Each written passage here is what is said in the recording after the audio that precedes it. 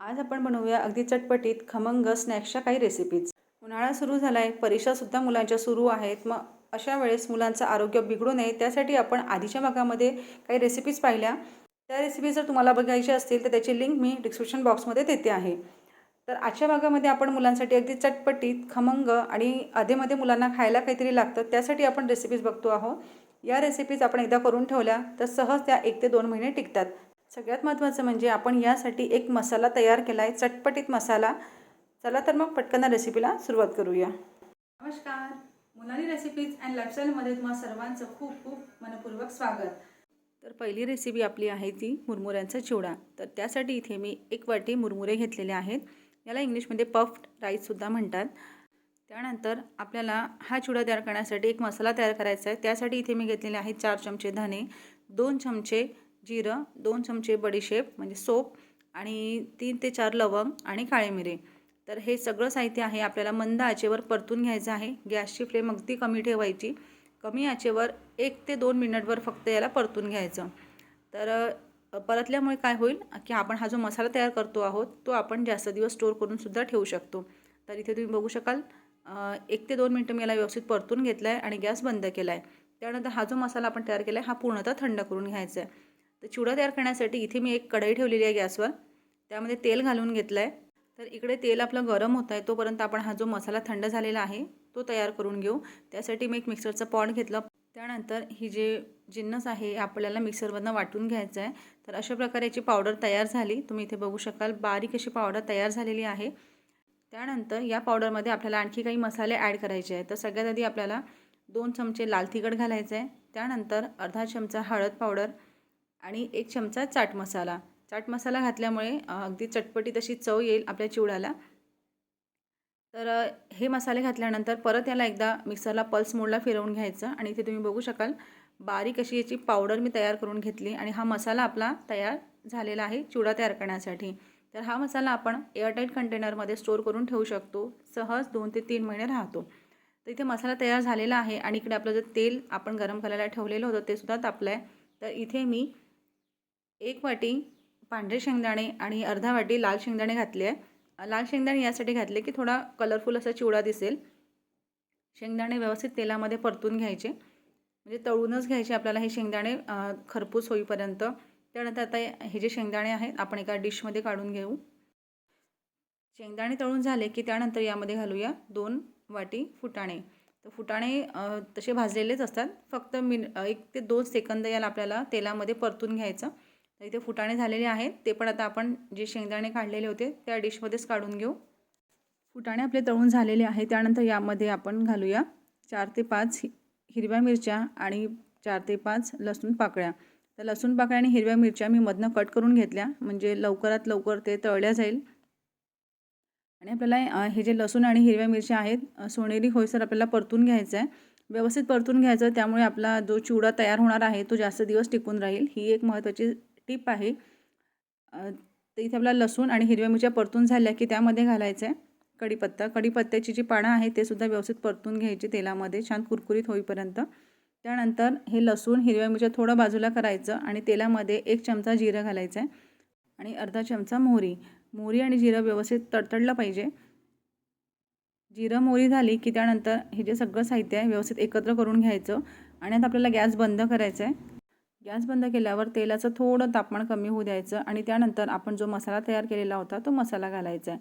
तर इथे मी 3.5 चमचे मसाला घातला आहे, मुरमुऱ्या जेवढ्या आपण घेतलेल्या आहे त्या प्रमाणामध्ये। त्यानंतर यामध्ये आपल्याला घालायचं आहे अर्धा चमचा हळद आणि पाव चमचा हिंग। हळद आपण आधी पण मसाल्यामध्ये घातलेली होती, पण जो मसाला आहे आपण थोडा जास्तीचा केला आहे। तर यासाठी आपल्याला ते जे हळदीचं प्रमाण आहे ते कमी होईल, म्हणून इथे आपण हळद वापरलेली आहे। तर हे सगळं साहित्य व्यवस्थित परतून झालं, मसाला व्यवस्थित मिक्स करून घेतला। त्यानंतर इथे आपण घातलेलं आहे 2 वाट्या मुरमुरे। मुरमुरे घातल्याच्यानंतर मीठ घालायचं चवीप्रमाणे आणि अर्धा चमचा इथे मी काळं मीठ घातलेलं आहे। काळ्या मिठामुळे छान अगदी चटपटीत अशी चव येईल आणि 1 चमचा साखर। आणि हे सगळं साहित्य घातल्याच्यानंतर आपण जे तळून शेंगदाणे आणि फुटाणे ठेवलेले होते ते सुद्धा यामध्ये घालून घ्यायचे आणि आता याला व्यवस्थित मिक्स करून घ्यायचं, म्हणजे जेणेकरून सगळे जे मसाले आहेत ते मसाले व्यवस्थित मुरमुऱ्याला लागले पाहिजे। तर असे 2 चमचे घ्यायचे आणि 2 चमच्याच्या साहाय्याने व्यवस्थित हा जो चिवडा आहे तो मिक्स करून घ्यायचा आहे. तर अशा प्रकारे इथे मी चिवडा व्यवस्थित मिक्स करून घेतला आहे. छान मसाला व्यवस्थित लागलेला आहे चिवड्याला आणि तुम्ही बघू शकाल कलर अगदी परफेक्ट असा आलेला आहे. चिवडा व्यवस्थित मिक्स झाला त्यानंतर सगळ्यात शेवटी घालायची इथे आपल्याला शेव. शेव घालणं अगदी ऑप्शनल आहे, पण अगदी चटपटीत आणि चव आणखी वाढवायची असेल त्यासाठी इथे आपण शेव ॲड केलेली आहे. आणि शेव घातल्यामुळे एक फायदा असा होईल की या चिवड्यापासून आपल्याला इन्स्टंट अशी भेळ तयार करता येईल. म्हणजे चिंचेची चटणी किंवा टोमॅटो केचप घालायचं आणि कांदा टोमॅटो बारीक चिरून घालायचा, कोथिंबीर घालायची आणि इन्स्टंट अशी भेळ यापासून आपल्याला तयार करता येईल.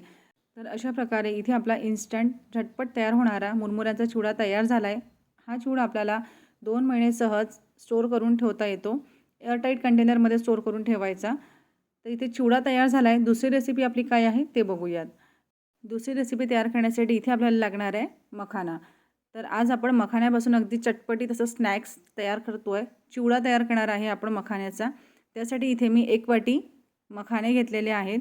मखाने व्यवस्थित कमी आचेवर परतून घ्यायचे. मखाना परतताना गॅसची फ्लेम नेहमी कमी ठेवायची असते, कारण मखाना असा पोकळ असतो आणि तो पटकन मग भाजला जातो किंवा करपला जातो. म्हणून ही एक महत्त्वाची टीप आहे की मखाना भाजताना गॅसची फ्लेम अगदी कमी ठेवायची. कमी आचेवर व्यवस्थित मखाना परतून घ्यायचा. मखाना आपला व्यवस्थित परतला गेला की नाही ते कसं ओळखायचं, तर त्यासाठी एक मखाना उचलायचा आणि तो तोडून बघायचा. जर तो पटकन तुटला गेला तर समजायचं की मखाना व्यवस्थित भाजला गेलेला आहे. आणि इथे गॅस मी बंद केला आहे. आता हा जो मखाना आहे आपण एका बाउलमध्ये काढून घेऊ. तर इथे मी मोठं भांडं घेतलेलं आहे चिवडा तयार करण्यासाठी. यानंतर दुसरं साहित्य जे आहे आपलं मक्याचे पोहे.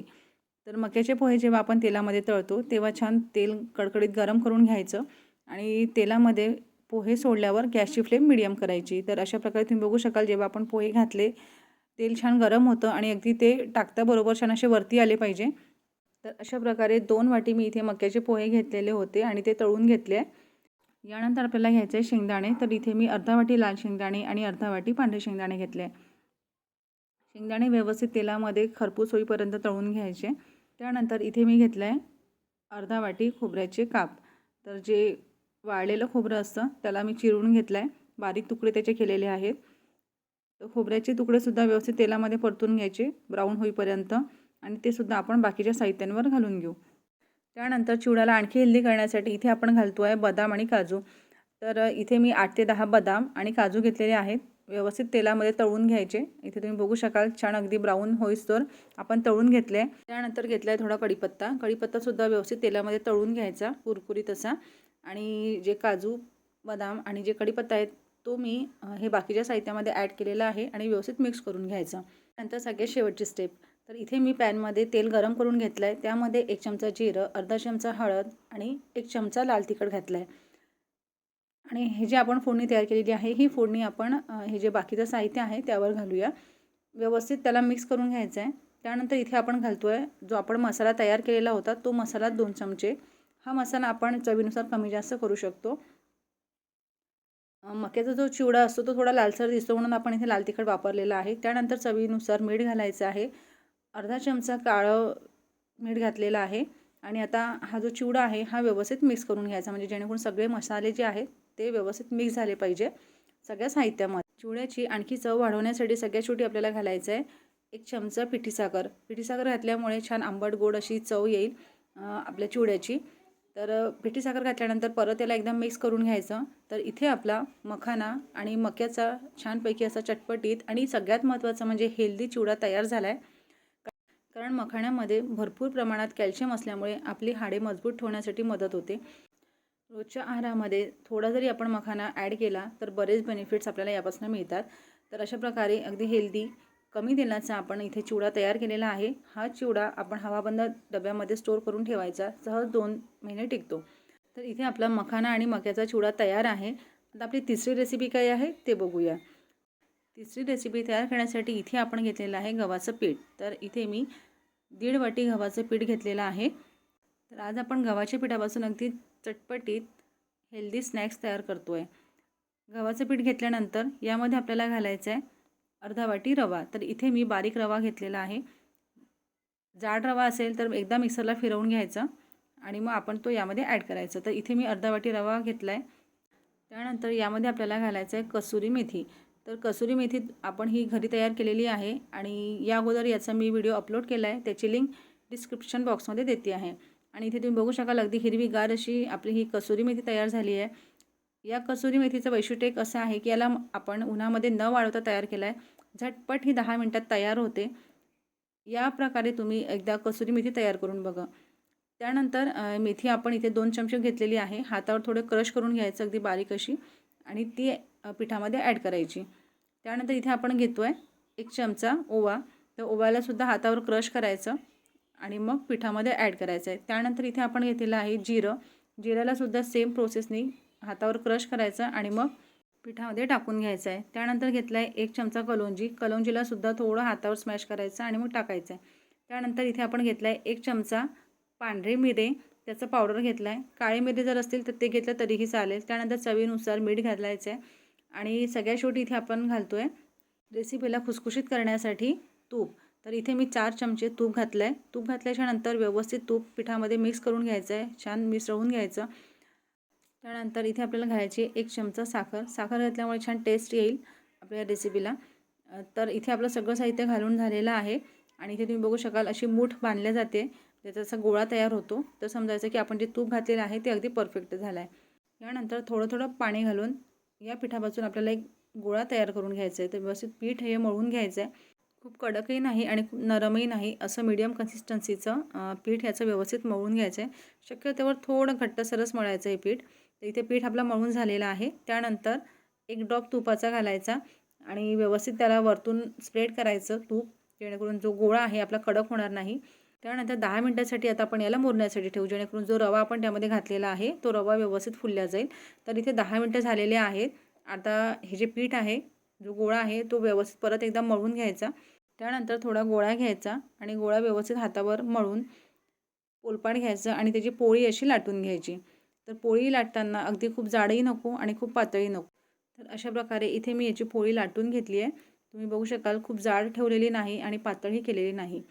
तर पोळी लाटल्यानंतर काय करायचं, एक काटेरी चमचा घ्यायचा आणि चमच्याने अशी त्याला होल करून घ्यायचे. त्यामुळे काय होईल, यापासून आपण ज्या मठरी तयार करणार आहोत त्या मठऱ्या फुलणार नाही आणि अगदी खुसखुशीत अशी ही तयार होईल.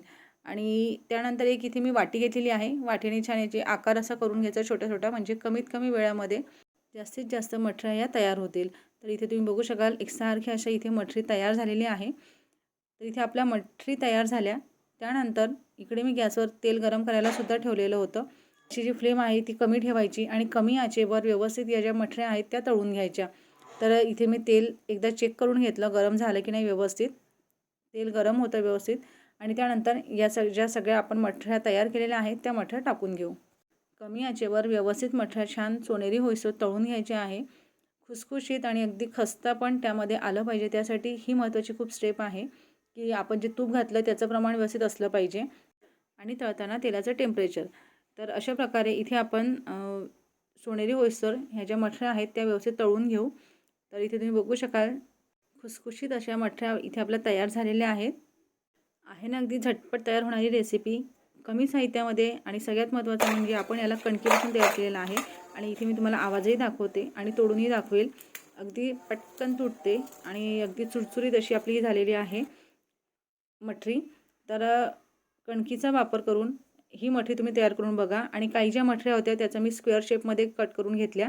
त्यानंतर यामध्ये आपण घालूया अर्धा चमचा लाल तिखट, काळं मीठ घातलं आहे, थोडंसं चाट मसाला घालायचा किंवा आपण जो मसाला तयार केलेला होता ना तो मसालासुद्धा घालून याला वरतून आपण कोटिंग देऊ शकतो, म्हणजे अगदी चटपटीत अशी आपली मठरी तयार होईल.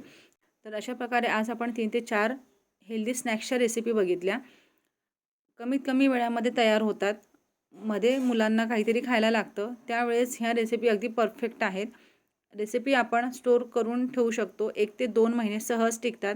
फक्त जेव्हा आपण डब्यातून कुठलाही पदार्थ काढतो तेव्हा ओला चमचा घालायचा नाही, हात स्वच्छ असायला हवेत. तुम्हाला जर आजच्या हेल्दी स्नॅक्सच्या रेसिपी आवडल्या असेल तर प्लीज तुमच्या मित्रमैत्रिणींसोबत ह्या रेसिपी तुम्ही शेअर करू शकता. रेसिपी आवडल्यास लाईक, शेअर आणि सबस्क्राईब करायला विसरू नका. चला तर भेटू पुन्हा एका अशा छानशा रेसिपीसोबत. तोपर्यंत स्वस्त रहा, आनंदित रहा. Thanks for watching. Take care.